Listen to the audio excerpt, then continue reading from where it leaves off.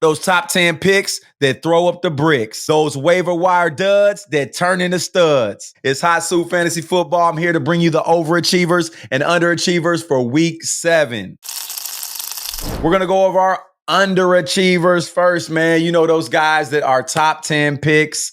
They are top locks week in and week out, matchup proof guys that we know that are always going to get it done no matter what the situation. Yeah, man, I had a lot of those this week. Man, I had the worst fantasy week this week in fantasy football since the season began. I might end up losing 16 of my 23 leagues that I am in. And it hurt because a lot of my teams got the same players. So remember, if you're ever going to do something like I do and go into a bunch of leagues at the same time, you know, if you go and get those same guys in all your leagues, you're going to have great weeks and you're going to have down weeks. And man, this week, I tell you, I had me some Justin Herbert, some Tua, had some Austin Eckler heavy. I got Mostert heavy. I got Amari Cooper and Cooper Kupp heavy. And all those guys, man, are on our unders list. Number 1, Tua Tagovailoa, man. Woo, did he have a bad game. Tua ended up with 216 yards. He was going against his former teammate at Alabama, Jalen Hurts. We're thinking it's going to be a big game. Philly's defense up front is great.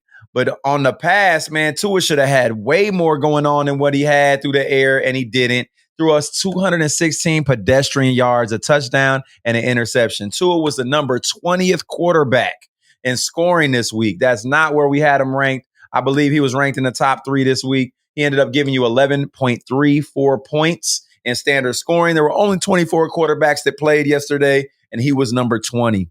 I got a gang of Tua, and there's a reason why I lost in a lot of my leagues. Justin Herbert is the other quarterback that we're going to talk about underachiever, man. Justin threw up 259 yards, a touchdown, and 2 picks.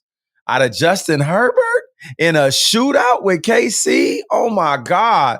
Look, that's just not what we were expecting. He was number 19 QB out of 24 QBs this week in scoring, 12.86 points. I got a gang of Justin Herbert in my leagues, and boy, did he flop on me. Man, I think the biggest disappointment was the Bijan Robinson owners. 1 rush for 3 yards because I wasn't feeling well. Come on, man. Michael Jordan played with the flu and did his thing. I'm hoping it's not an injury. I'm hoping it was just, I don't know, stomach aching, lightheaded, something like that. But the fact that he didn't come back in the game was crazy to me. 1 touch, 3 yards, 0.3 fantasy points, 63rd in scoring. When y'all started Bijan this week, you did not know that was going to happen. Austin Eckler threw up a pedestrian 5.6 points in standard scoring, 14 rushes for 45 yards, 1 reception for 1 yard out of Austin Eckler going against KC. Man, Joshua Kelly came in, man, gave a boost in that offense, ended up getting himself a touchdown. He was looking way more explosive than Austin Eckler. Obviously, Austin Eckler's coming off an injury, ankle injury. He doesn't look good. I'm not saying don't start Austin Eckler because we can't do that. You know, he's Austin Eckler. That's why we drafted him in the first round. But be cautious. If there's another play you got right now for this week coming up, I don't know, man. He's not looking explosive like he should be, meaning that ankle is not healthy, and he re-rolled it in the game. So with that said, be cautious of starting Austin Eckler in week 8. Raheem Mostert.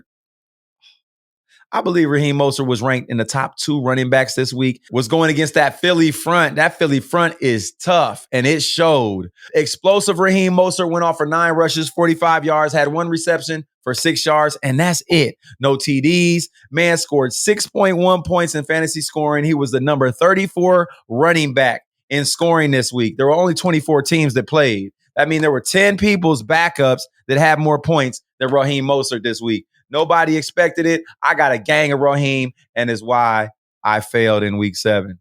Oh, it hurts. But there will be better days. Come on now. Our receivers, Calvin Ridley on Thursday night threw up 1 reception for 5 yards coming off that game in London. Oh, my God. He had a great game in London. To come back and throw up a dud, this guy's going to be a boomer bust player for us all year long. Christian Kirk had a field day. I'm not saying Calvin Ridley is a must start. I'm saying he's a matchup start, and we're going to have headaches with him for the rest of the season. I see it happening. He's done it twice this year on us already. Amari Cooper, who would have known Deshaun Watson was going to get hurt and go back out the game? But even more so, we got to get Amari the ball more. period. Browns, we got to do better. This man had 2 receptions for 22 yards. I don't care who quarterbacking. We got to get Amari Cooper the rock, man. I got Amari Cooper in a lot of leagues. I saw Deshaun was healthy. Man, oh my God. I'm sick. I'm sick, y'all. I'm sick. And I know my Amari Cooper lovers and my Amari Cooper owners are sick as well. And Cooper Kupp, man, I got Cooper Kupp in like 15 leagues out of my 23. I got Cooper Kupp. I was so Cooper Kupp heavy and it paid off those first 2 weeks.